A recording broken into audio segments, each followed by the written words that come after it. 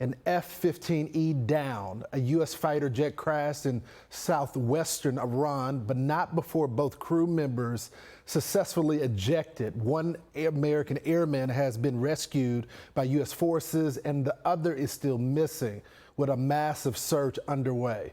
Meanwhile, a so-called flying tank, the A-10 Warthog, did also take enemy fire in the Middle East today. Joining us now with the very latest, our very own Jennifer Griffin. Good evening, Jennifer.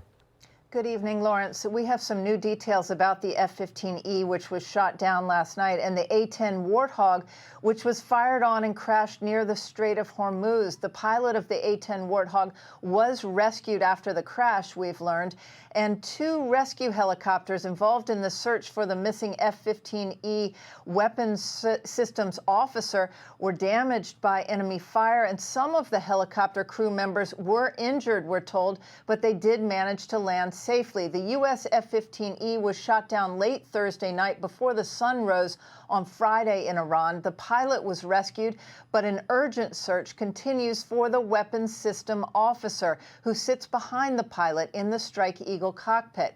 He has not been found. U.S. officials tell me there was enemy fire during the rescue of the F-15E pilot.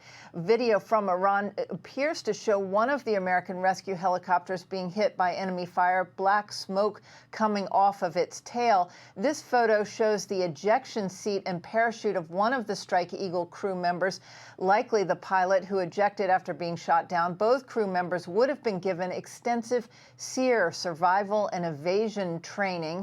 Markings on the wreckage from the tail shown here would indicate this was an aircraft assigned to the 494th Fighter Squadron stationed in Lakenheath in England, based on its red band. This is one of the units deployed to the Middle East since the start of the war 35 days ago. The U.S. F-15E was shot down in southwest Iran. The Zagros mountain range cuts through the remote province. Images of the Pave Hawk rescue helicopters being refueled during daylight shows the urgency of the rescue efforts, but also the vulnerability of U.S. aircraft to anti-aircraft fire or shoulder-fired missiles. A big win for Iranian propaganda today. Secretary Hegseth has been at the White House with the president. Yesterday, Hegseth surprised the Pentagon and White House by firing the Army Chief General Randy George, a respected close ally of Army Secretary Dan Driscoll. Multiple sources tell us the removal has to do with Secretary Hegseth's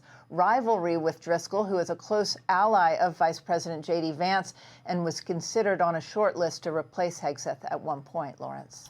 Thank you so much, Jennifer. If you get any breaking news, please alert us. Thank you so much. Be sure to like and subscribe for all the Fox News latest on YouTube and catch full shows streaming now on Fox One.